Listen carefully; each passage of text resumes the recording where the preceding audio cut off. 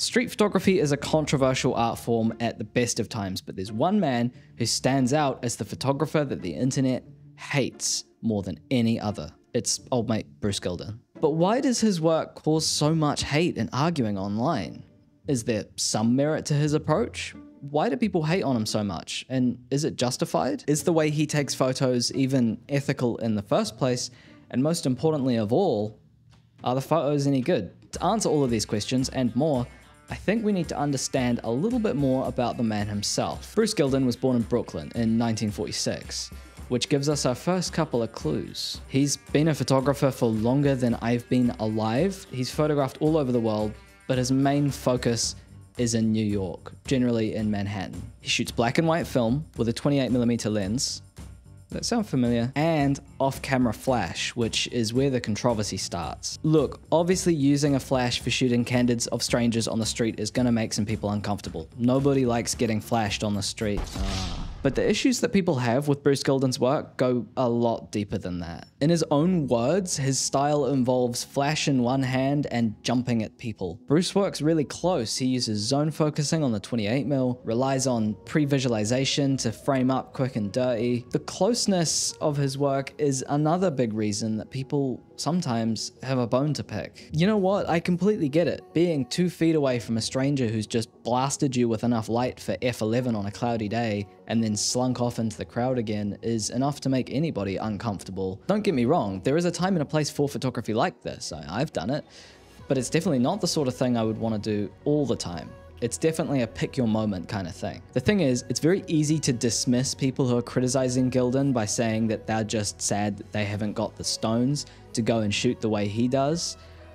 But I don't think that's the case at all. See, it's not just angry nobodies on Reddit who don't like his work, it's many street photographers, working professionals. Many of my friends, who are way braver than me when it comes to shooting street, don't like his work. And even Joel Meyerowitz, who's one of the most famous and successful and respected street photographers of all time, he's one of my personal heroes, has said on the record that Bruce Gilden is a fucking bully and I despise the work. So, is that it then? His work is just evil and wrong? Well, I don't think it's quite that black and white.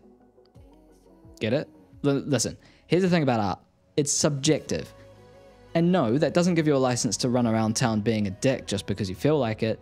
But I think it's important to remember that even if we really don't like a body of work, maybe, just maybe, we can still learn something from it. And the thing is, if you look at Bruce Gilden's massive career, it's not just a small crowd of fans that like his work. He's a member of Magnum, he's a Guggenheim Fellow, he's won the European Publishers Award for Photography, and his work is in the V&A Museum in London, it's in the Tokyo Met Museum of Photography, and he's published loads of photo books and articles and collections.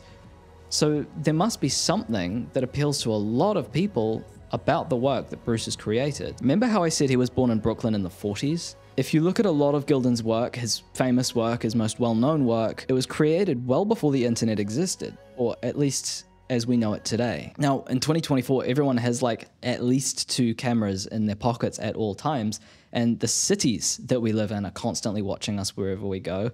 Every app, every website, every company is constantly violating our privacy every single day. As a result, we've become a lot more sensitive to the idea of privacy and our own image, and in many ways that's completely justified. The internet, the way it is now, a video of you taking a photo and picking your nose with your other hand would go so viral that for the rest of your life, strangers would call you Peter Picker. Flash your memory back for a moment to a pre-internet time.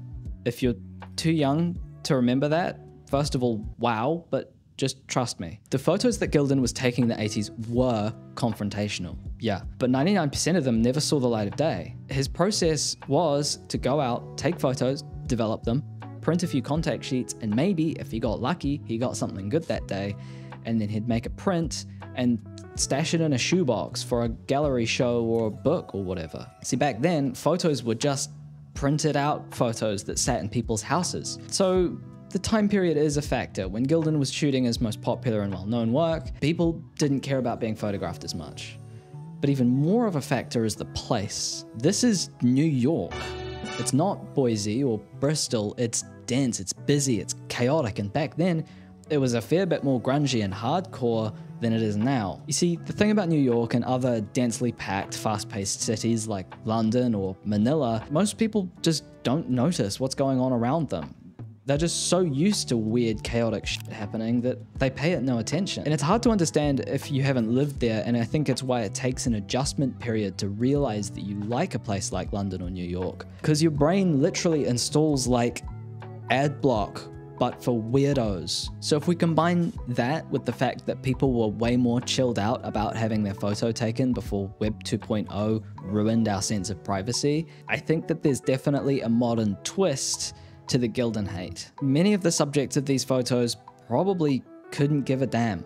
Whereas now we'd go, "Oi, what are you doing?" And it would turn into one of those crazy Karen TikToks. Making people uncomfortable is kinda unavoidable when you're making art.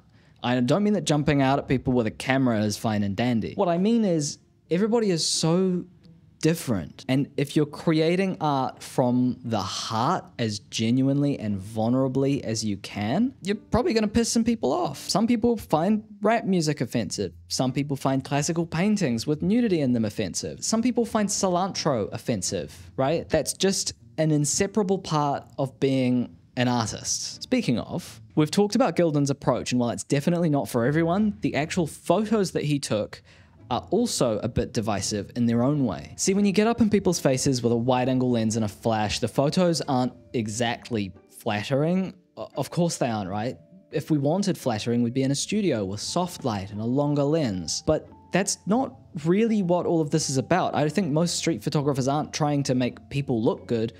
They're trying to document what they saw as naturally and authentically as possible. And while Bruce Gilden's photos might not be glamorous, I think that what they are is honest. Hear me out. Sure, there's an argument to be made that Gilden is heavily influencing the result of his photography by jumping out and surprising them, but in lots of his shots, the talent hasn't even noticed him yet because the flash has just gone off. Interestingly, these are often my favorites. I think the key here and why I feel like his work is honest is because his body of work isn't just aesthetically interesting, it's providing us an insight into what it's like to live in this place at this time as this person. Bruce Gilden has said that he tries to find subjects that have the energy of the streets, the stress, the anxiety, which really shows through in his work, but he's also said the photos allow us to see, like, they're there, but they're not there. They're in the city, but they're walking through it, not consciously through it, okay? It's almost like a dream, okay? And they're thinking about all that's gone on in their life, and that's what struck me when I look at those pictures. See, Gilden's work isn't just a cheap visual trick. He's inviting us to see ourselves in the photos too, to reflect on how maybe we might also drift through the city, not really there. More than that, Gilden loves characters, imperfect people, curious people, and using wide-angle lenses and flash tends to emphasize imperfections, which again reminds us that we're no different after all. Nobody's perfect. I've said before that I think street photography can be a way to photograph yourself from the inside out. It's almost like you're using the streets and the city as an external self-portrait. And in a way, Bruce is showing us how he feels through his photography too. The subjects he chooses and the ways that he portrays them shows us how he feels about his surroundings, how he's dealt with growing up in a rough household in Brooklyn, how he's dealt with addiction and family conflict. And look, ultimately, you do not have to agree with Bruce Gilden's approach to photographing in public. You don't have to like his photographs, and you don't have to shoot the way he does. In fact, you probably shouldn't, given the way the world is right now. But one thing you should definitely do is not dismiss his work entirely. Even if you don't like it, there's always something that you can learn about photography or about the world or about yourself from asking the right questions about art that makes you feel something, no matter if that feeling is good or bad. I'm really curious to hear what you think, so please let me know in the comments. Stay hydrated and create art.